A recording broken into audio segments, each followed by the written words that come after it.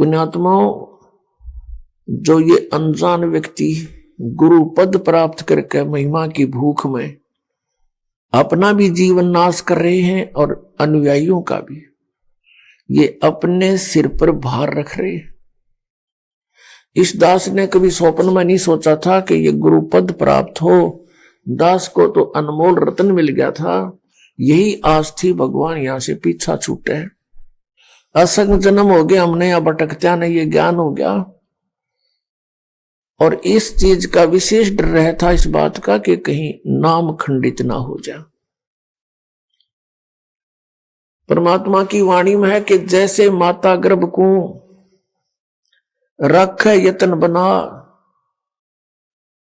और ठेस लगे तो क्षीण हुए तेरे, ऐसे भक्ति जावे। जैसे बहन बेटी माई को गर्भ रहा हो, फिर वो कितनी चिंतित होती है कि कहीं मेरे लाल के, मेरी बेटी के जो पेट में पल रहा बच्चा है, उसको कोई ऐसी ठेस ना लग जा, ऐसी कोई दबाव ना पड़ जा जिससे ये खराब हो जाए। रात्रि के समय भी वो करवट लेते समय भी चिंतित रहती है कहीं बालक पर दाब ना आ जा, और चलते समय भी बड़ी सावधानी से कदम रखती है कि ऊंचे नीचे पर पैर रखा जाए और मेरा बच्चा खराब हो जाए। और ऐसी चिंता करके सावधानी बरत के वो एक लाल प्राप्त कर लेती है। तो यहां परमात्मा कहते हैं जिस दिन आपको उपदेश प्राप्त हुआ, आपके अंदर भक्ति रूपी बीज पड़ गया और आपके अंदर ये भक्ति रूपी लाल तैयार हो रहा है, इसके लिए आपने बहुत सावधानी बरतनी पड़ेगी। उसके लिए क्या सावधानी है? ये जो नियम बताए हैं आपको, ये मर्यादा आपने पालन करनी पड़ेगी अंतिम श्वास तक। और इसमें भक्ति को प्रफुल्लित करने का सबसे आसान फार्मूला है कि भाई जो गुरु बचन पे डट गे रकट गे फंद 84 के।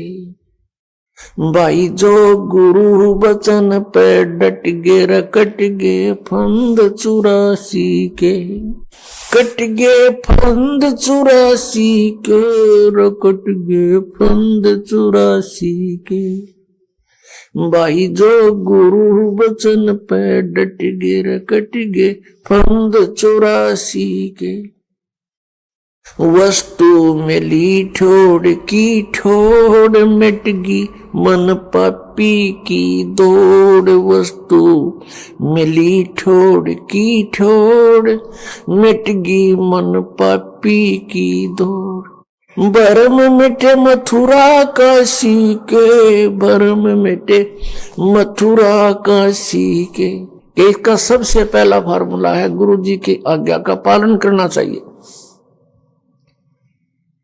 गुरु जी इज ए डॉक्टर, गुरु जी को एज ए डॉक्टर डील करे, और आप हो रोगी जन्म और मरण के, दीर्घ रोग के।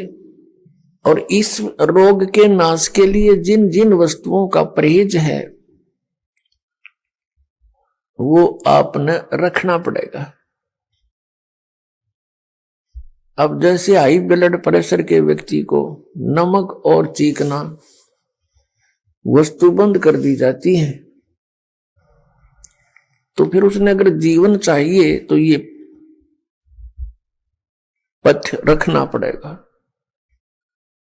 इसी प्रकार परमात्मा कहते हैं नाम बचे और पथ रहे।